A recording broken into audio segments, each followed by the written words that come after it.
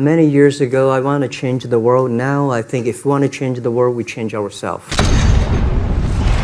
8 cara cepat kaya seperti orang Tionghoa.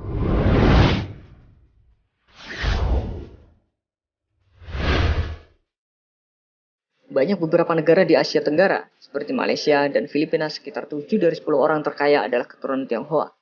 Mengapa mereka bisa kaya, sedangkan kita yang mempunyai usaha yang sama kalah sukses dengan orang Tionghoa?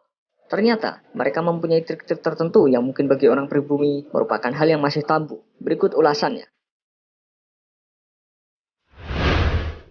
Hemat dan cermat dalam mengelola uang. Mungkin akan banyak orang yang berpandangan bahwa orang-orang Tionghoa itu pelit. Bahkan, untuk makan dirinya sendiri pun juga dihitung. Tentu ini tidak seperti yang kebanyakan orang pikirkan. Mengapa mereka seakan pelit? Mereka lebih memilih hemat dan mencermati setiap uang yang mereka keluarkan. Dan dari begitu cermat dan hematnya mereka bisa menabung.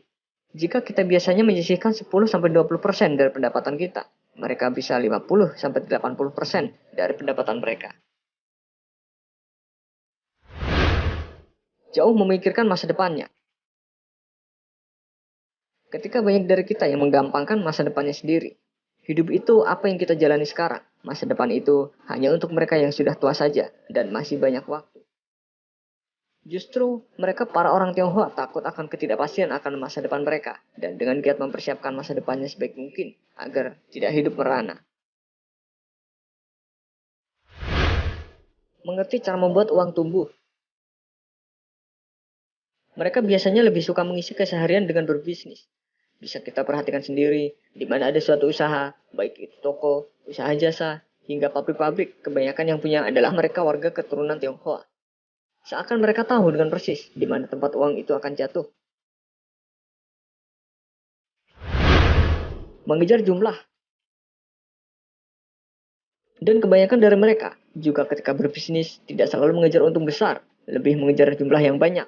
Meskipun hasil dari setiap usaha yang mereka lakukan kecil, tapi itu tidak pernah mematikan usaha tersebut, karena kebanyakan mereka berusaha meraup uang dari sesuatu yang banyak dibutuhkan orang, seperti bahan-bahan sembako, bahan-bahan bangunan, dan sebagainya. Tidak berhutang.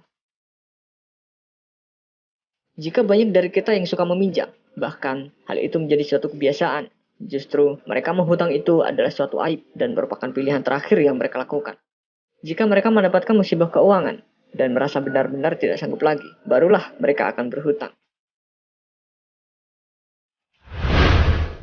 Tidak tabu membicarakan soal gaji. Jika ada setiap dari kita yang membicarakan soal gaji, maka kita akan merasa risih sekali. Gaji itu pribadi.